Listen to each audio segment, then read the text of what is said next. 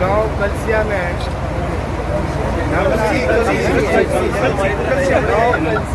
लोग समझ आ रहे धरना स्थल पर मौजूद किसान भाइयों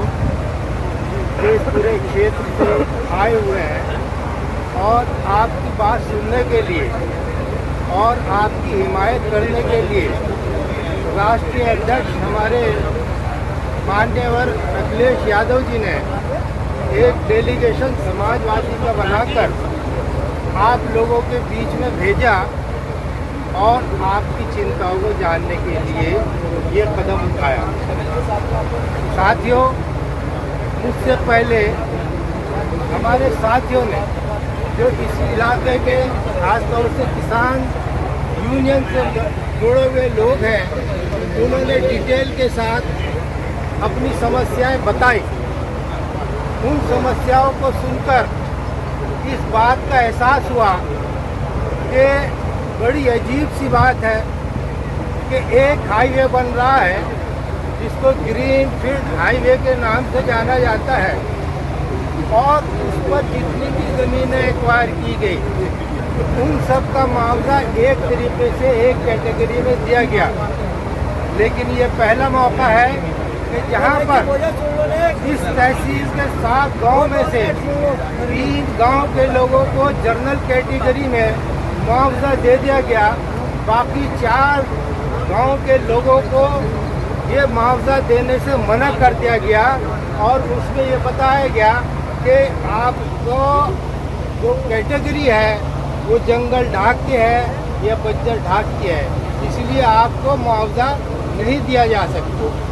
अलबत्ता सरकार की तरफ से ये ऑफर किया गया कि आपको ज़मीन के बदले ज़मीन दी जा सकती है, लेकिन ज़मीन के बदले अगर ज़मीन दी जा सकती है तो इसका मतलब ये है कि यहाँ की ज़मीन दूसरी जगह दी जाएगी और ये ज़रूरी नहीं है कि वो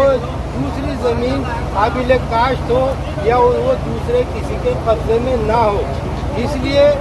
हमारे यहाँ के किसान भाइयों की मांग है कि हम ज़मीन के बदले ज़मीन भी नहीं लेना चाहते। बहुत सी टेक्निकल बातें जो हमारे प्रधान जी ने बताया, और जाहिर बात है उन चीज़ों को यहाँ डिस्कशन करने से भी बहुत ज़्यादा फ़ायदा नहीं है, जबकि हमारे टेक्निकल बातें सुनने के लिए हमारे सामने अधिकारी मौजूद ना हो। तो इसलिए यहाँ मुख्तसर अल्फाज में मैं आपसे ये कहना चाहूँगा कि हमारी सबसे पहली और आखिरी डिमांड ये है कि हमारे पास में एक बुलंदशहर ज़िला है, वहाँ पर एयरपोर्ट के लिए ज़मीन एक्वायर की गई, वहाँ पर भी यही कंडीशन, इसी तरह की कैटेगरी की ज़मीन एयरपोर्ट के लिए हासिल की गई, लेकिन वहाँ इस तरीके की जब समस्याएं आई, वहाँ के लोगों ने आवाज़ उठाई तो उस बात को यूपी के कैबिनेट के अंदर रखा गया और वहाँ बाकायदा रेजुलेशन पास किया गया कि इन सब ज़मीनों के और सब कैटेगरी को ख़त्म करके जनरल कैटेगरी के हिसाब से उनको मुआवजा दे दिया जाए। तो हमारी डिमांड सबसे ज़्यादा और मुनासिब ये है कि जिस तरीके से बुलंदशहर के अंदर ज़मीन के मालिक किसान भाइयों को मुआवजा दिया गया है, वही मापदंड हमारे यहाँ के किसान भाइयों पर अप्लाई किया जाए और ज़मीन का मुआवजा दिया जाए। ये डबल स्टैंडर्ड नहीं चलना चाहिए। यही बात हमारे भागेराम पेशी जी ने कही कि ये तो कुछ लोगों की फूट डालने वाली बात है, क्योंकि किसान भाइयों के अंदर फूट नहीं डालनी चाहिए। मेरे एक और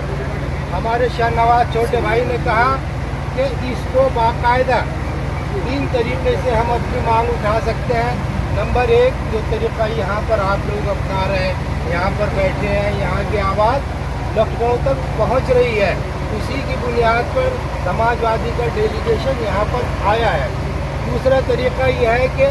असेंबली और पार्लियामेंट के अंदर आवाज़ उठाई जाए। तीसरी बात, बाकायदा एक मेमोरेंडम बनाया जाए और उस मेमोरेंडम को जो हमारे असेंबली के मेंबरान हैं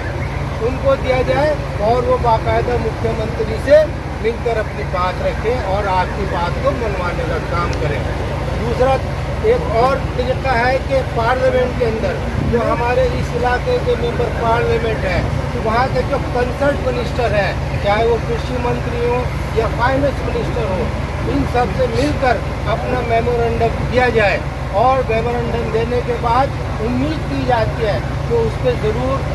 कोई ना कोई एक्शन होगा और जब एक्शन होने की बात होगी तो फिर जाहिर बात है आप लोगों के हक में होगा, क्योंकि आप इसकी लड़ाई लड़ रहे हैं। इन्हीं अल्फाज के साथ मैं उम्मीद करता हूँ कि आपका ये धरना प्रदर्शन चल रहा है, ये चलता रहेगा जब तक हमारी मांगें पूरी ना हो जाएं और इसमें हम आपके साथ साथ शामिल रहेंगे। हमारी हमदर्दी आपके साथ है। यहाँ जब जब आप हमें बुलाएंगे या हम आने की बात करेंगे, हम जरूर आप लोगों के बीच में आएंगे।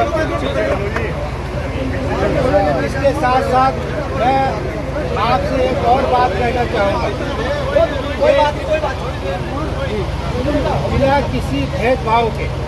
हम अपना ये धरना प्रदर्शन जारी रखें और हमारे इलाके के जितने भी विधायक हैं, वो चाहे किसी भी पार्टी के हों, उन्हें चाहिए कि वो आपका साथ दें किसी तरीके से। जो हमारे सांसद हैं, इस वक्त हमारे सांसद यहाँ पर मौजूद भी हैं,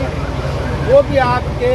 हमदर्दी के लिए यहाँ पर आए हैं। आपकी बात पार्लियामेंट में भी रखेंगे, राज्यसभा में भी रखी जाएगी, लोकसभा में भी रखी जाएगी। इन्हीं अल्फाज के साथ